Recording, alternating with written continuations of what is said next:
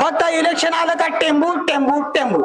कुठाय टेंबू, कुठाय टेंबू? अरे डिगेंची सारख्या ठिकाणी 8 दिवसात पाणी येत असेल. हे तानाजीराव पाटील प्रत्येक 5 वर्षाच्या निवडणुकीला, 5 वर्ष झाल्यानंतर प्रत्येक विधानसभेच्या निवडणुकीला विट्याला जातात आणि बाबर नावाची घागर घेऊन येतात खांद्यावर. मी घागर घेऊन आलोय, मी बाबर यांची घागर घेऊन आलोय. त्यामुळे ज्या पद्धतीने कटप्पा त्या बाहुबलीचा गुलाम होता, त्या माहिष्मती साम्राज्याचा गुलाम होता, त्या पद्धतीने हे तानाजीराव पाटील विट्याचे बाबर यांच्या प्रस्थापिताचे गुलाम आहे. उद्या जागर आला सुवास बाबर. कशाला? तालुक्याची वाट लावायला 50 खोके घेऊन येणार आहेत का? एकनाथ शिंदे कशाला येणार आहेत? ते विट्याचं वैभव दादा आता आठवड्यात येऊन पादा. तुमच्या बापांनी या तालुक्याचं वाटोळ केलं. आपल्या घरातली उणी धुणी काढण्यासाठी बांधाला बांध थटलाय म्हणून आपण भांडत नाही. आपण ते भांडतोय जनतेच्या विकासासाठी भांडतोय. त्यामुळे मुद्द्यांना भांडा तुम्ही. आम्हाला ही शिव्या देता येतात. गोपीचंद पडळकरला एकट्याला तोंड नाही, त्याच्यापेक्षा माझं तोंड घाण आहे. अरे तर भाषा करून जर तुम्ही शिवी देत असाल तर आम्ही खपून घेणार नाही. मी काही अमरसिंह देशमुखांचा किंवा राजेंद्रांचा समर्थक म्हणून मी बोलत नाही. मी माणूस या नात्याने बोलतो. मला या तालुक्यामध्ये बदल करायचा आहे. या सामान्य नागरिकांच्या मनामध्ये बदल करायचा आहे. त्याचं परिवर्तन झालं पाहिजे. छत्रपती शिवाजी महाराज की, महात्मा ज्योतिराव फुलेंचा, महात्मा ज्योतिराव फुलेंचा, लोकशाही राणा भाऊ साठेंचा, डॉक्टर बाबासाहेब आंबेडकरांचा, अहिल्याबाई होळकरांचा, राजमाता जिजाऊंचा, सावित्रीबाई फुलेंचा. धन्यवाद. सर्वप्रथम मी सर्व महापुरुषांच्या विचारांना प्रथम या ठिकाणी अभिवादन करून आज या डिगंची शहरामध्ये आम्ही कॉर्नर सभा या ठिकाणी आयोजित केलेल्या आहे. आणि या कॉर्नर सभेच्या निमित्ताने या ठिकाणी उपस्थित असलेले सर्व माझे मित्र, हितचिंतक, या सर्वांचं मी या ठिकाणी सहर्ष स्वागत करतो. त्यांचं मी या ठिकाणी आभार मानतो. माझ्या माता आणि बंधू भगिनींनो, सध्या या महाराष्ट्रामध्ये विधानसभेची निवडणूक जाहीर झालेली असताना आपल्या खानापूर आटपाडी या मतदारसंघामधून उमेदवार या निवडणुकीमध्ये सहभागी झालेले आहेत. परंतु सर्वप्रथम या निवडणुका कशासाठी आहेत हे माझ्या सर्व सामान्य जनतेला माहित नाही. निवडणूक म्हणजे नेत्याची दिवाळी. नेता अफाट पैसा बाहेर काढतो, मटण खायला देतो, दारू पाजतो, पैसे देतो.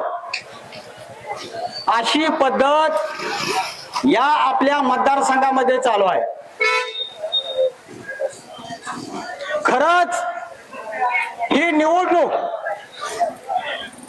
दारूसाठी, पैशासाठी, मटणाच्या हडकासाठी आहे का? स्वतःच्या मनाला एक प्रश्न विचारा. या मतदारसंघातील जनतेचे प्रश्न सोडवण्यासाठी लोकप्रतिनिधी विधानसभेमध्ये जाऊन बसतात. या लोकप्रतिनिधींना मतदानाच्या माध्यमातून माध्यमातून आपण निवडून देतो, या उमेदवाराची हौस म्हणून आपण त्याला निवडून देत नाही.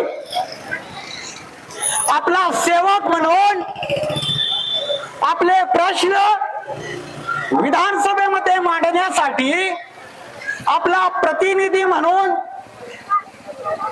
या मतदारसंघातील व्यक्तीला आपण निवडून देतो. परंतु खरंच आपले प्रश्न सोडवण्यासाठी, आपले प्रश्न विधानसभेमध्ये उपलब्ध करण्यासाठी, या प्रश्नाला वाचा फोडण्यासाठी आपण प्रतिनिधी निवडून देतो का, याचा स्वतःच्या मनाला प्रश्न विचार.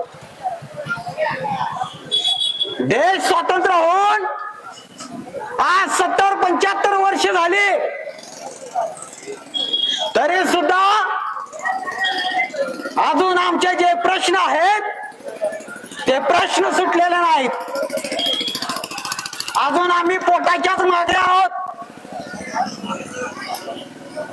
देश स्वतंत्र झाल्यानंतर अण्णा भाऊ साठेने सांगितलं की ये आजादी झूठी है, देश की जनता भूकी है. आज या वाढत्या महागाईच्या काळामध्ये सामान्य गोरगरीब, कष्टकरी, कामगार वर्ग, मजूर वर्ग, शेतकरी वर्ग, या वर्गाची आर्थिक परिस्थिती सुधारलेली नाही. महागाईच्या काळामध्ये जगणं मुश्किल झालेलं आहे. परंतु आमचे लोकप्रतिनिधी विधानसभेमध्ये आमच्या गोरगरिबांच्या प्रश्नासंदर्भात बोलताना दिसत नाहीत. निवडणुका झाल्यानंतर आमदारांना जनतेचे प्रश्न दिसत नाहीत. निवडणुकीला वाजा गाजा करत लोकप्रतिनिधी घरापर्यंत येतात, गावापर्यंत येतात, आपल्या पुढे हात जोडतात, मला मतदान टाका. परंतु निवडून आल्यानंतर हा आमदार आपले प्रश्न, आपले दुःख, आपल्या वेदना बघण्यासाठी परत आपल्याकडे येत नाही. निवडणुका झाल्यानंतर जनतेकडे पाठ फिरवतो. आपले अनेक प्रश्न असतात. तहसील कार्यालयामध्ये गेल्यानंतर सामान्य नागरिकांना त्रास होतो. आज तागायत आमच्या आटपाडीच्या तहसील कार्यालयामध्ये पिण्याच्या पाण्याची सोय नाही. एकही आमदाराला असं वाटत नाही की माझ्या पदरच्या खिशातून किंवा माझ्या फंडातून तहसील कार्यालयामध्ये पिण्याची पाण्याची सोय करावी. सुनावणीसाठी, शासकीय कामासाठी अनेक लोक तहसील कार्यालयामध्ये जातात, परंतु त्यांना त्या ठिकाणी पिण्याच्या पाण्याची सोय नाही. आमदार कधीही तहसील कार्यालयामध्ये येत नाही. प्रस्थापित नेता कधीही तहसील कार्यालयामध्ये येत नाही. आपल्याला तहसील कार्यालयामध्ये हेलपाटे मारावे लागतात. परंतु हे प्रश्न वर्षानुवर्ष आमचे कायम तसेच राहिलेले आहेत. हे प्रश्न कुठल्याही आमदारांना, कुठल्याही प्रस्थापितांना दिसत नाही. मग आम्ही यांना का मतदान करायचं? आज आमच्या तालुक्यातून मुलगा, तरुण वर्ग नोकरीसाठी, रोजगारासाठी बॅग भरतो आणि पुण्याला जातो, मुंबईला जातो. घरातल्या आपल्या सदस्यांना सोडून आपला मुलगा रोजगारासाठी, नोकरीसाठी पुण्याला जातो. आपलं मूल, आपली मुलगी शिक्षणासाठी बाहेरच्या तालुक्यामध्ये जाते, जिल्ह्यामध्ये जाते. आपल्या घरातल्या माणसाला जर अटॅक आला तर या दिगंच्या शहरामध्ये कुठली सुविधा आहे मला सांगा. आपल्याला सांगलीला जावं लागतं, इकडं सोलापूरला जावं लागतं. मग हे आमदार नेमकं काय करतात? आमचे प्रश्न आरोग्य, रोजगार आणि शिक्षण हे प्रश्न आम्हाला मोफत देण्याचं काम या शासनाने करायचं आहे, परंतु हे शासन करताना दिसत नाही. मग या तालुक्यामध्ये हे जे प्रस्थापित मंडळी आहेत, हे प्रस्थापित मंडळी फक्त पैशाचं राजकारण करतात. आम्हाला पैसा या लोकांना देतात, मतदारांना देतात. आपण त्या पैशाला भुलतो, त्याची हवा बघतो, काय हवा आहे. परंतु निवडणुका झाल्यानंतर आपले प्रश्न तसेच राहतात. आज मला सांगा, या निवडणुकीमध्ये उभा राहिलेले 3 प्रस्थापित लोक, एक म्हणजे माजी आमदार अनिल भाऊ बाबर यांचे चिरंजीव सुहास बाबर, आमदारांचा पोरगा आमदार, नातू आमदार, परतुंड आमदार, खपरतोंड आमदार. आम्ही काय ह्यांची पोरं काय दत्त घेतले का? पिढ्याने पिढ्या तुमची पोरं आमदार करायला? अरे प्रत्येक समाजातील आमदार झाला पाहिजे, प्रत्येकाला संधी भेटली पाहिजे. बापाच्या नावानं जोगवा मागायचं बंद करा. स्वतःमध्ये जर हिंमत असेल, स्वतःच्या कर्तृत्वावर मतदान मागा. होऊ द्या जागर. आला सुहास बाबर, कशाला? तालुक्याची वाट लावायला, गोरगरीब जनतेला लुबडायला. कशासाठी आला तुम्ही? या तालुक्यातील प्रस्थापित नेता ज्या बाहुबली पिक्चर मध्ये ज्याप्रमाणे पिंड पिंड पिंड आणतो, त्या पद्धतीने हे तानाजीराव पाटील प्रत्येक 5 वर्षाच्या निवडणुकीला, 5 वर्ष झाल्यानंतर प्रत्येक विधानसभेच्या निवडणुकीला विट्याला जातात आणि बाबर नावाची घागर घेऊन येतात खांद्यावर. मी घागर घेऊन आलोय, मी बाबर यांची घागर घेऊन आलोय. परंतु ही घागर मोकळीच असते. आमच्या जनतेला वाटतं या घागरीमध्ये खूप काहीतरी आणलंय, आमच्यासाठी आणलंय. परंतु या घागरीतलं अमृत आम्हाला प्यायला भेटत नाही, या घागरीतलं पाणी आम्हाला पेय भेटत नाही. ही घागर मोकळीच आहे. त्यामुळे ज्या पद्धतीने कटप्पा त्या बाहुबलीचा गुलाम होता, त्या माहिष्मती साम्राज्याचा गुलाम होता, त्या पद्धतीने हे तानाजीराव पाटील विट्याचे बाबर यांच्या प्रस्थापिताचे गुलाम आहे. बाबर यांचे ते कटप्पा आहेत. आटपाडी तालुक्याचा सगळ्यात मोठा कटप्पा म्हणजे तर तानाजीराव पाटील. या तानाजीराव पाटलांनी आज तागायत तालुक्याचं वाटोळ केलं. कुठल्याही गोरगरीब जनतेला कधी न्याय दिला नाही. गोरगरीब जनतेच्या जमिनी लुबाडल्या, 2 नंबरचे धंदे चालू केले. आज सामान्य वर्गातला माणूस, त्याच्यावरती जर अन्याय झाला, तो जर पोलीस स्टेशनला गेला तर हे पोलीस स्टेशन आपली तिथं नोंद घेत नाही, एफआयआर घेत नाही. का? तर हा तानाजीराव पाटील पोलीस स्टेशनला दम देतो. एफआयआर घ्यायचा नाही. मला विचारायचं, सत्तेची मस्ती, या मस्तीखोरांना आपण निवडून दिल्यामुळे आपली वाट लागली. आज पोलीस स्टेशनला गेल्यानंतर त्या पोलिसांना, पोलीस कर्मचाऱ्यांना कायद्यानुसार त्यांना काम करू दिले जात, त्याच्यावरती दबाव आणला जातो. विठलापूरला मधला आपण उदाहरण बघितलं, त्या मुलाचं प्रेत 4 दिवस या ठिकाणी शहरामध्ये फिरत होत. 4 दिवस फिरत होत शहरामध्ये, परंतु त्या मुलाचा गुन्हा घेतला नाही. गुन्हा नोंद करून घेतला नाही आटपाडी पोलीस स्टेशनने. कोण तो हरामखोर नेता होता, कोण तो भडवा होता. त्या माता मौलीला काय वाटलं असेल, माझ्या पोटचं पोरग 19-20 वर्षाचं पोरग मेलं त्या दुकानला गेल्यानंतर. काय वाटलं असेल या दलाल भडव्यांनी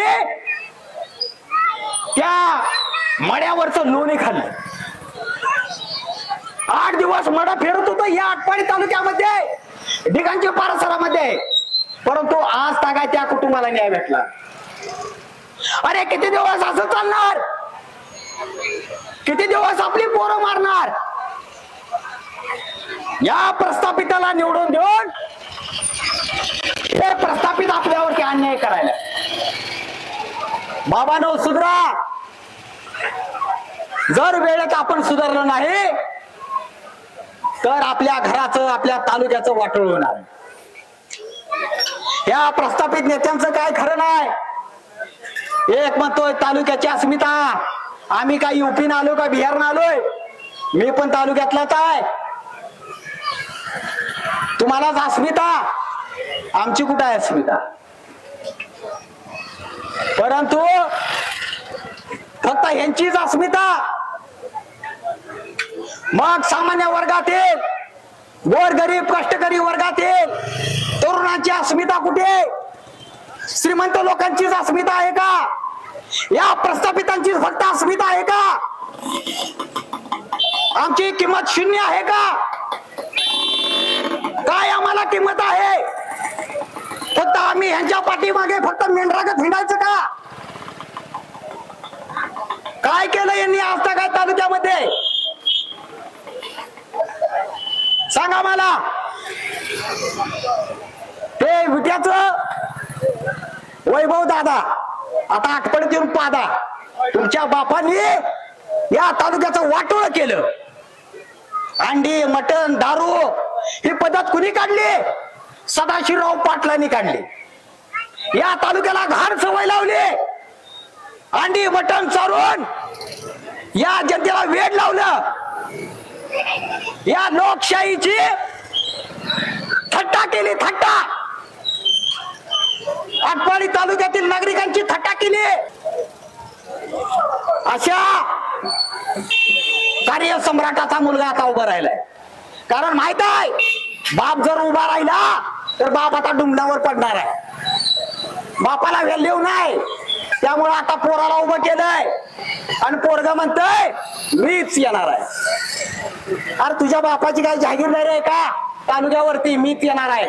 तुझं काम काय, बोल काय काम केलंस तू. किती वेळा आमच्या आटपाडी तालुक्यामध्ये आला तो, किती इथं फॅक्टरी काढल्या, किती तरुणांना रोजगार दिला, आमच्या आरोग्याच्या सुविधा होण्यासाठी काय प्रयत्न केले. आम्ही मरमर मरतोय, राब राब राबतोय. काय तुम्हाला पडले. आज ही पेट आहे, पेट. ही पेट काय अशीच चालत नाही. या पेटामध्ये जो गिराईक येतो तो आटपाडी तालुक्यातील आहे.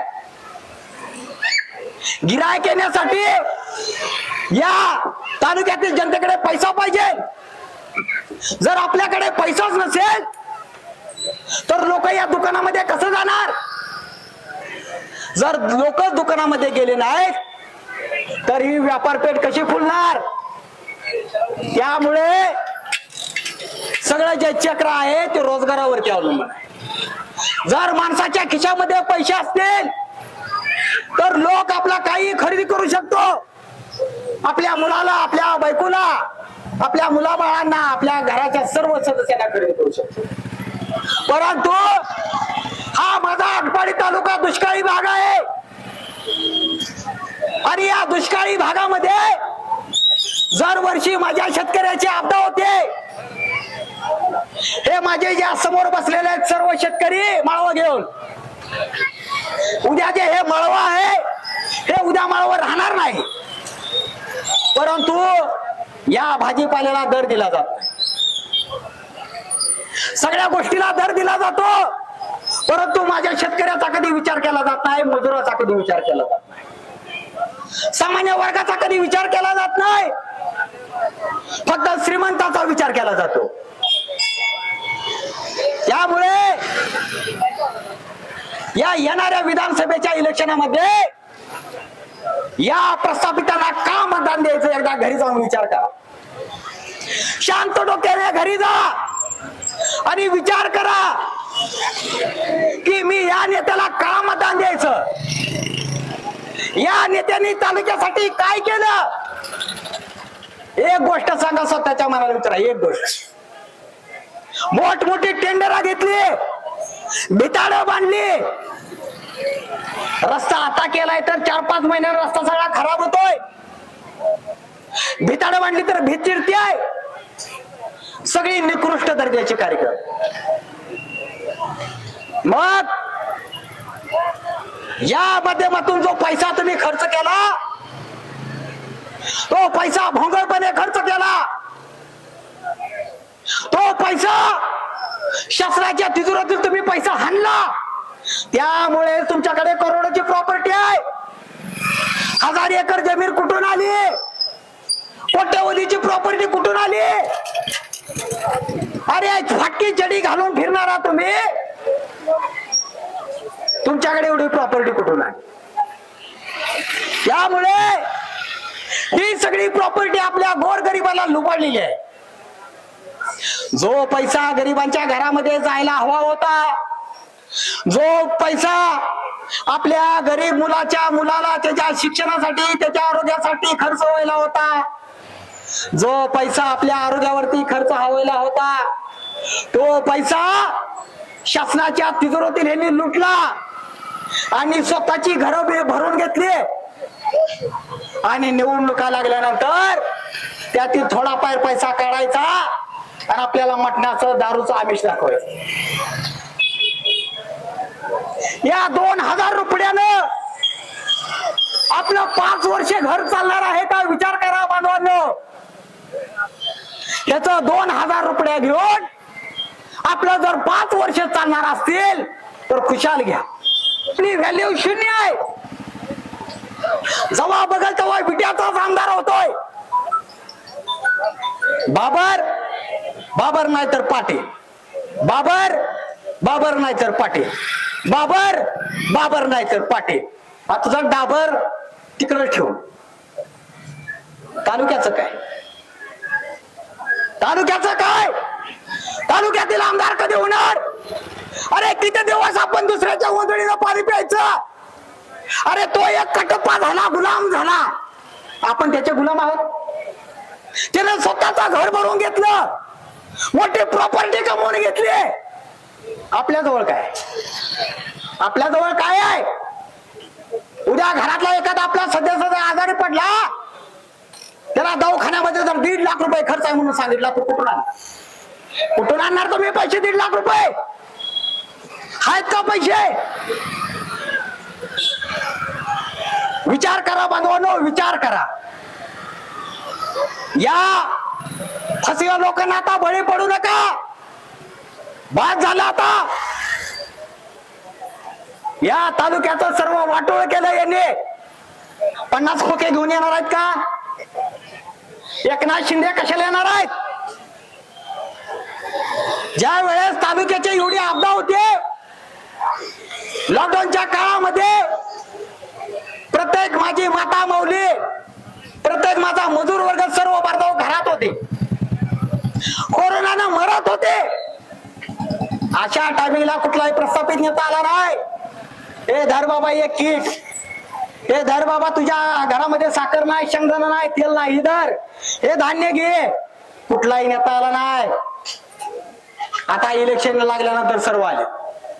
या प्रस्थापित नेत्यांचं, आमदारांचं काम होतं की माझ्या मतदारसंघातील प्रत्येक कुटुंबाच्या घरी एक किट देणं. ते उपाशी मरत आहे. त्यांना मदत करणं, त्यांची विचारपूस करणं हे प्रस्थापिताचं काम होतं. परंतु नाही झालं. तेव्हा फक्त इलेक्शन आलं का टेंबू. कुठं आहे टेंबू. अरे डिगंची सारख्या ठिकाणी 8 दिवसात पाणी येत असेल. कुठं आहे पाणी. 8 दिवसातून एकदा या डिगंची परिसरामध्ये पाणी येतं आणि टेंबू म्हणून 5 वर्ष फक्त बोंबलायचं.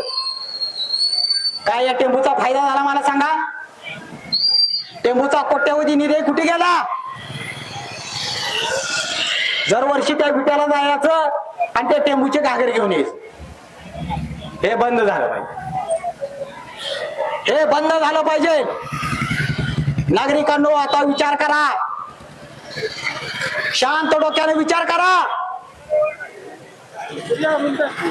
आम्ही पण राजकारणावरती बोलतो.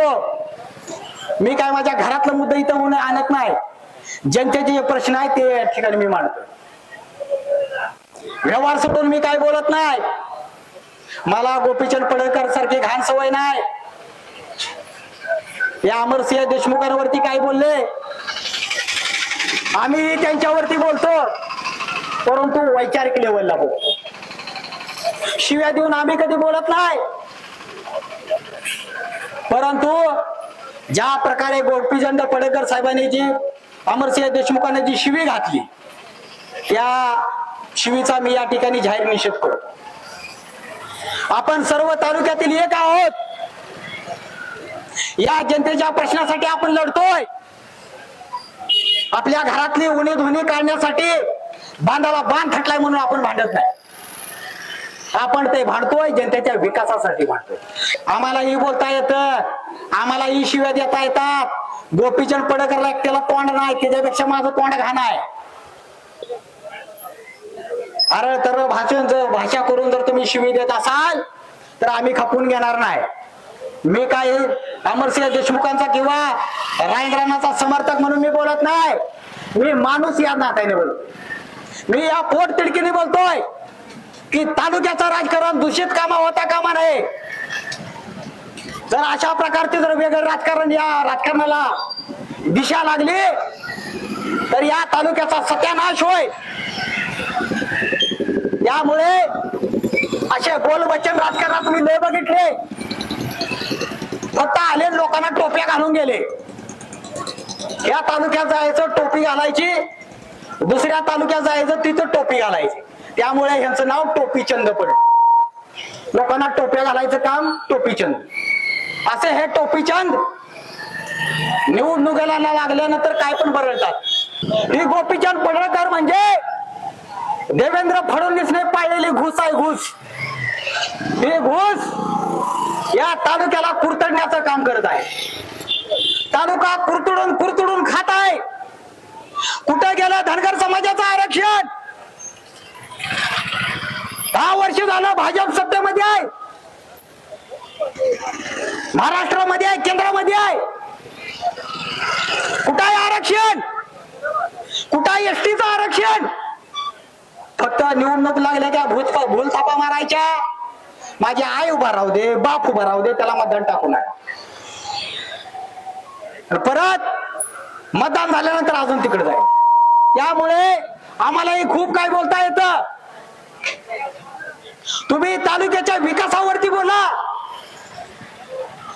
आज तागायत आपल्या तालुक्याचा जो विकास झाला नाही, आज तागायत जो आपल्या तालुक्याला न्याय मिळाला नाही, या न्यायासंदर्भात तुम्ही बोला. तुम्ही आमदार आहात, तुमचे भाऊ सभापती आहेत, तुमची स्वतःची आई सरपंच आहे, तुम्ही सुद्धा प्रस्थापित आहात. तुम्ही प्रस्थापितामध्ये बोलता. त्यामुळे आपली एक जबाबदारी आहे. आपण जबाबदारीने राहा. या तालुक्याच्या अनुषंगाने तालुक्याच्या विकासासाठी आपण प्रयत्न करा.